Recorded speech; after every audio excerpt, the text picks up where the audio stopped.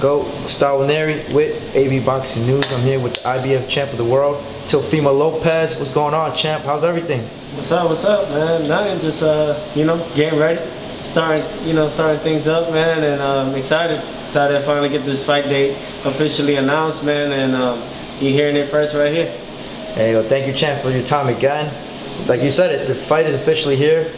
It's going to be on, for everybody we're asking, pay-per-view or not pay-per-view, it's going to be a regular ESPN, correct? Prime time? Yeah, it'll be regular ESPN, October 17th, which is on a Saturday. So if you got nothing else to do, there it is. Okay. Did you have like any doubts that the fight was actually going to happen? No, I knew the fight would happen.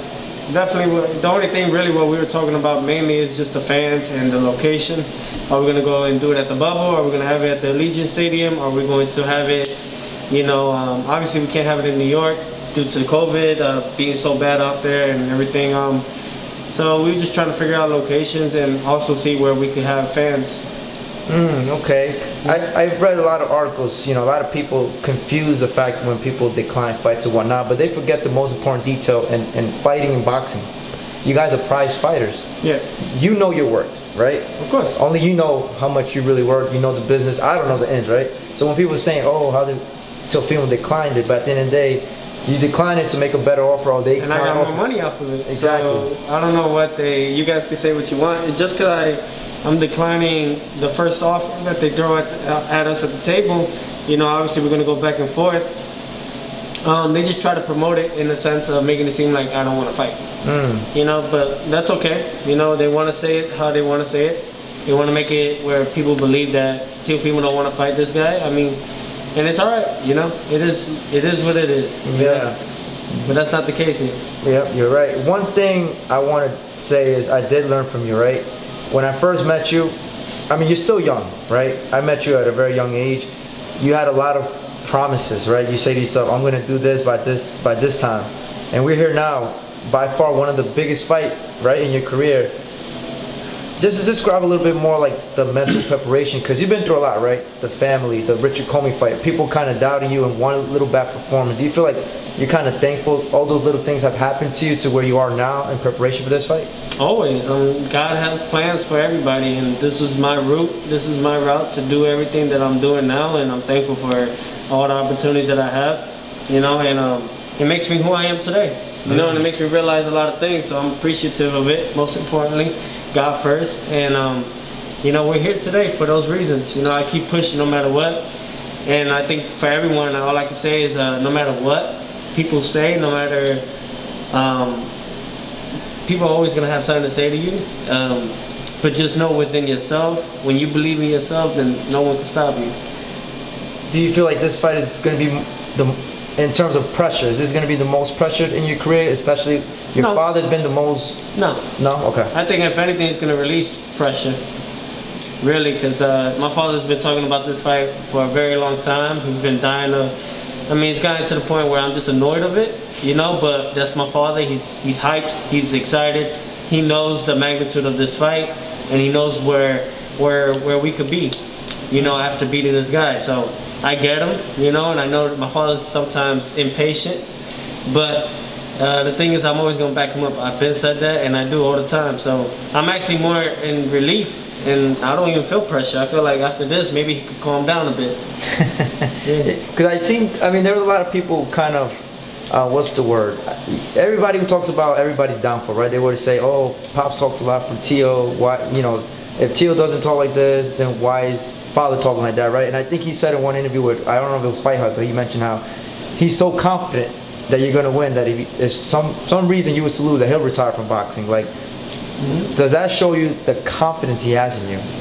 Your Pops? Of course, man. I love that you guys keep this in records and put this on your checklist and everything, because I'm gonna shit on all y'all. It just comes to it. From your understanding with the WBC, we talked about it all the time, right? The thing is, like, I'm gonna tell you something. Right? You know why I do what I do? Because I'm good at it. You know why? When I'm out there and I'm performing the way I perform, it's because it's a reason behind all of it. I can't beat the shit out of each and every one of y'all, but the fighter I'm facing, I can. So I take all that and everything that y'all throw at us and throw at me, I use that as fuel, so that way I feel bad for whoever's in front of me at that moment, because I can't knock all you guys out, but I can knock that one fighter out, or I could beat the shit out of that one fighter, and it makes me feel like I beat the shit out of all you guys, and that's how I feel, and that's where it comes to. So honestly, I come to a point now where my father don't like when I curse, and I'm not gonna curse in a sense. You know, it's not, I'm just annoyed, you know, but I'm happy that it's gotten to this point now. Why? Because it makes me realize so much more things that are about to come. And when you're doing so good, they keep talking. And that's when the thing is that when you start worrying is when they don't talk about you. So keep talking about Teofimo, keep talking about the fact that my father said he'll retire if, you know, if Loma was to withstand my skill set and obviously win the fight. Keep all that in mind, man. Just know that I can't wait. It's up to me. At the end of the day, you guys can say anything about Loma, you guys can say anything about myself, but it's up to him and it's up to me to define whether we make your opinions facts or just opinions. Exactly. And at the end of the day, you mentioned a great point that, you know, you can't beat up everybody that talks about you, right? And sometimes I tell people, like, it's easy to say, but it's not easy to do what you guys do. Like, just getting in the ring. Any fighter that gets in the ring, props to them, because you can enter the ring healthy, but you might not come out the same. You might come out like, you know, unfortunately we've seen some people in the sport die, you know, go to the hospital, and I never want to see that from a brother, even people that don't even know in the boxing game, but I always wish everybody well. So I just wish people understand that mindset that you guys come to fight, you guys got a family to feed, you guys got to eat, and you guys got to make the most money you can while you guys are still healthy and active in the sport. Am I right or wrong, Teofimo? I mean, yeah, of course. At the end of the day, like I said, we're more than an athlete, you know, and I think that's where people end up sidetracking themselves as, you know, they look at us as just athletes and like robots, and we're not, you know. And I announced that, you know, my post-fight interview after beating Richard Coleman. I'm already thinking about Lomachenko beating him, so I already got my mindset on many things, man. But I know that when God puts me in situations like this, it's because I'm ready. Okay. You know? And that's what I always believe in. I always have faith, man, and that's why, you know, things always turn out the way it does. WBC has mentioned, or I've read, that if you win... They've mentioned. That if you win, you're the WBC franchise champion, correct? Yeah, okay. Absolutely. So that makes you undisputed, in other words. Absolutely. It makes me undisputed world champion, and even if they didn't announce that, you know, it's still something that, you know, we're fighting for all 4 belts, whether they believe it or not, whether you guys want to still use Devin Haney as that asset of he's the world champion. We all know who actually won the WBC championship, you know, and that's the guy that I'm facing right now. Yeah. Based on what's going on in boxing, we've seen a lot of sanctioning bodies do unique things, I want to say, right? Especially WBA and the... Yeah, they put in the 130, so they're putting the WBA 130, 135 for Leo Santa Cruz and Tank, right, on the line. So winner of the fight gets 30, 35. How do you feel about that overall? No comment. No comment? Because the next question I was going to ask you is because, let's say, hypothetically, right? I mean, that's a reality. It's going to happen, right? But hypothetically, because you become undisputed, right? Top rank at 140 has 2 fighters on the same banner, possibly going to fight undisputed by the end of 2021. With the power you have, and you say also sanctioned bodies, if you did that for Tank and Leo, what about me versus the winner of Taylor Ramirez for all the titles at 35-40? Are you open to that? Hell yeah. Yeah, okay. Absolutely. Yeah. I can be back-to-back undisputed world champion. Yeah. Oh, hell yeah. I think you'll be I don't know from my history, but you'll be the first one to do it, right? In 2 weight classes, undisputed. If that's what it is, then yeah, I don't know. I haven't done my history on it, but that'll be definitely something that I'm already looking forward to. You know, right now though, it's just focusing on one fighter at a time, and really just focusing on this fight that we have at TAS right now. Yeah. In terms of Lomachenko, you know, he's had a great amateur career. He's a world champion and whatnot. What are some things you like about him as a person? Because I know everybody can say I hate him, you don't like him, he don't like you, but you know, sometimes, I mean, there's got to be some positive between each other, right? Him to you, you to him. All I can say, really, I don't respect him. Okay. But all I can say, honestly, from one end, that he has one goal in mind, and that's just to become, you know, a legendary Hall of Famer, a fighter that has all the accolades and all the accomplishments that he wants, that, you know, to fulfill, become undisputed world champion, be the fastest right? Big pay-per-view fight. How many pay-per-view buys do you think he'll do? If you was a betting man, bet your house on the line. Depends how much they're putting it up for. Depends. Nobody's really working right now. There's a pandemic, ladies and gentlemen. Actually, Lomachenko is a bigger fight than Leo Santa Cruz and Gervonta Davis. So, and we're doing it, you know, open to the public, ESPN, live, you know, broadcasted everywhere, worldwide. So, you know what I mean? So, they, you know, it's not going to do the ratings that they think it is. You know, they want to make it as Tank Davis as the biggest draw and the biggest star in boxing. You know, but you can only do so much. Yeah. You know what I mean? As a media member, right, I have friends, media critics and whatnot that will tell me, how do you see this fight playing out? And I, you know, I have my personal thoughts about certain fights, right? And I tell people, for me, honestly, people were comparing your fight with Lomachenko to a Canelo Floyd because they see you as the younger guy, let's say, quote unquote, the less experienced, but you're the more hungrier. But they say that the guy with the most experience is going to win the fight. But I said, you can't compare Canelo, Floyd to you and Lomachenko. Can you make the argument why they can't compare those two type of fights? Styles make fights. It's just two different styles of fighters. You know what I mean? It's just two different fights. You know, we're both not gonna be. I'm not gonna be Canelo or Mayweather, and he can't be Canelo or Mayweather himself.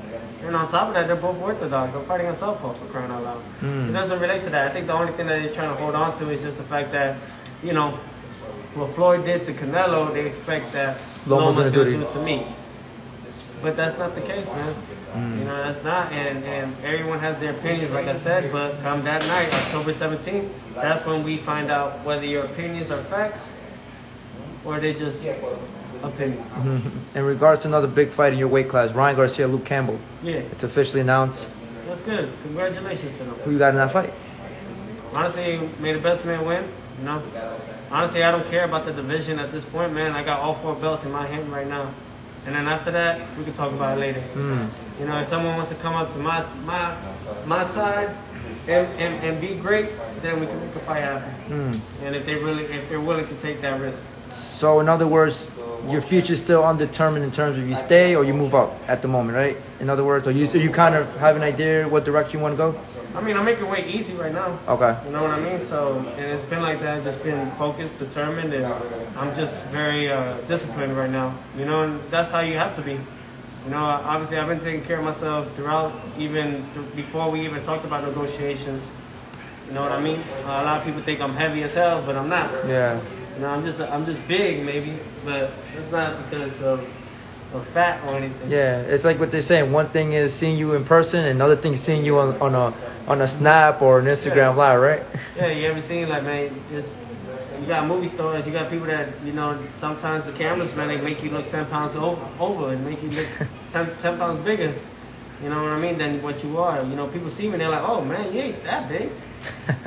But I'm still big, I'll fuck you up. Yeah, that's definitely a fact. How do you feel when other celebrities or sports athletes support you, like Damian Lillard? He made a tweet that he's rooting for you. Nah, man, that's huge, man, and it's tonight, man, Dame time. You know, I'm cheering for him. You know, he's going against obviously one of the GOATs, LeBron James, and the Lakers, man. And I know LeBron has his task, and everybody's just trying to be great, man. At the end of the day, all of us, you know, and I can't speak for everyone, but what I can say is that we all have something that pushes us to continue, and why we continue to try to break records. And it's just because at the end of it, when we hang it up, we want everybody to remember us for so many things that we did accomplish. You know? Yeah. You got people like Muhammad Ali, Michael Jordan, Mike Tyson. You know, the list could go on and on. Tiger Woods. I mean, you know, it's just, and people are never gonna. Those names are never gonna be forgotten. Yeah. So you want to be in that list. Yeah. It's a small list. In terms of accomplishment, right? When this fight, there could be a strong argument, pound for pound, top 3, maybe number 1. No, I don't want number 1. No? After beating Loma, I do not. You know, I don't see it. I still got those other guys, Canelo, Crawford, and so so many more fighters have so many more fights, and you got to give them their respect, and you got to pay their dues. Let them get their dues, and they earned it the right way. You know, I'm earning it the right way as well. I'm not saying that I'm not. You know, but top 5, top 10, that's great. But I don't want to be number 1. Okay, I'm not there. Okay. People wanted me to ask you about Rolly. Sorry about that. Yeah. People were dying for me to ask you about Rolly. They were like, you know, Teo and Rolly are tight. They go on live together and whatnot. What does Teo think about Rolly's performance? Really, I can't really say much about Rolly's performance because I didn't get to see it until towards the championship rounds. You know, I totally forgot. You know, a different time zone, but I didn't know he would fight that early. You know, it's 9 o'clock, so that's like 6 o'clock his time, and I didn't know. Oh, wait, he was fighting in Connecticut at the time, wasn't he? Yeah, Connecticut, yeah. Mohegan time. See, had I known that. But, you know, I was, you know, from what I saw, you know, a lot of head hunting, and it just, it didn't look as great, his performance, you know what I mean? But from what I saw, he was pushing him. You know, he's pressing the fight. He was trying to make the fight happen. He was trying to go for the knockout and stuff like that. All I can say, man, you just learn from this. You know, it ain't his fault. You know, you guys can blame the judges. You can blame whoever behind it, because that's what boxing is, man. You've seen it with Pacquiao, Bradley. I mean, you've almost seen it with Canelo and Mayweather. You know, when what was her name? Oh, Arlen Bird. Yeah, you know, she had a draw with Canelo and Mayweather. So it just you can't blame those guys. You know what I mean? And it's crazy. Some people still believe that Canelo beat Floyd. You know? Yeah. So everybody has their opinions. All I can say is that this is a good learning experience for Rolly. You know, this is his first time fighting 12 rounds and going the distance for 12 rounds. You know, and I think he just definitely has to go back to the drawing board and figure things out and realize that you got to be made for this stuff, man. You got to be ready for everything. You got to be ready for the haters. You got to be ready for the people that are about to bash you. You know, and sometimes you can't look at it as a negative. It's just that they have high expectations with you. Yeah. You know, and that's how I look at it. So, so I can't say I've seen 1 through 12. I only seen 11 to 12. You know, and I caught the fight too late. You know, but I know that he's not happy with his performance, but you know, just wait and see, man. The man is still a world champion. Whether they say it's a different type of belt, but they weren't complaining with all the other fighters when they were winning it. They wasn't complaining with Gervonta Davis winning a regular and then they bumped him up to super or whatever it is. You're still a world champion. You know, I think that's if you ask me though, I think it's bullshit. That's why I like the IBF belt, because it's only one. You know, you're world champion. Correct. Just like that, and I have that. Okay, Teo. Lastly, we'll leave you like this. When you win the fight, right, critics and whatnot, what is the first thing you want to do once you win that fight? In terms of, because it's gonna, I'm almost 100% guaranteed that's gonna change your life forever, right? Mm-hmm. So, what are you envisioning? How is life gonna be after that fight? To be continued.